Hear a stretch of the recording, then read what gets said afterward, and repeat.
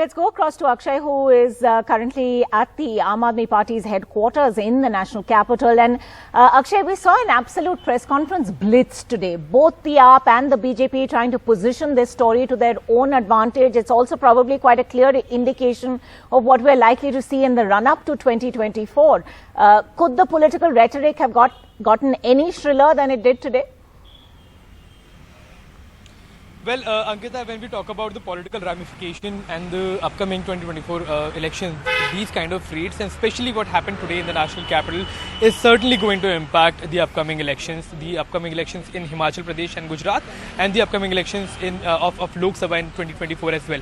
Now, the reason why we are saying this is because the raids were conducted at the Aam Aadmi Party's leader, at Delhi's Deputy Chief Minister's residence. However, when we talk about the opposition unity, what we saw in the national capital was exactly the opposite of that.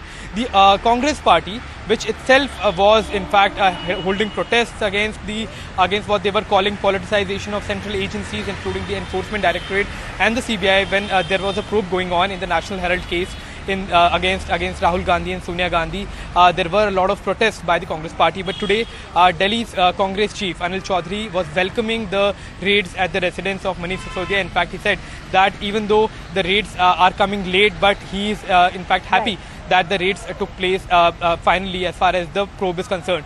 However, when we talk about the other opposition parties, RJD said that while they are against the politicization of the central agencies, also, we'll talk to Alok about that as well. But there was an interesting sidelight to all of this, which was, of course, the whole New York Times article, the Aam Aadmi Party going out of its way to ensure that that was foregrounded. The fact that Manish Sisodia had been praised by the New York Times, that there was global praise for the work of the Delhi government, and that these raids had followed just hours later.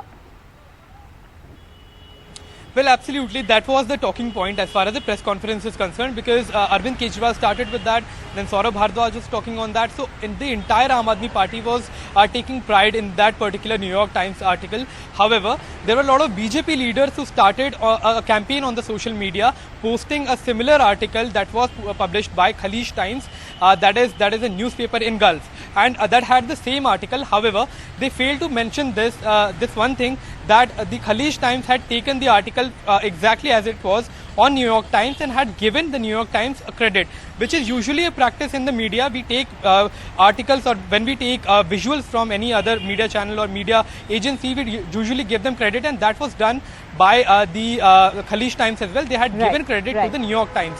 That was a talking point, because the Aam Aadmi Party was taking pride in it, whereas the Bharatiya Janata Party was saying that it was a publicity stunt, it was the work of PR agencies to get that article published in the New York Times front page. Well, the New York Times now also issuing a clarification that it certainly wasn't paid coverage of any kind at all.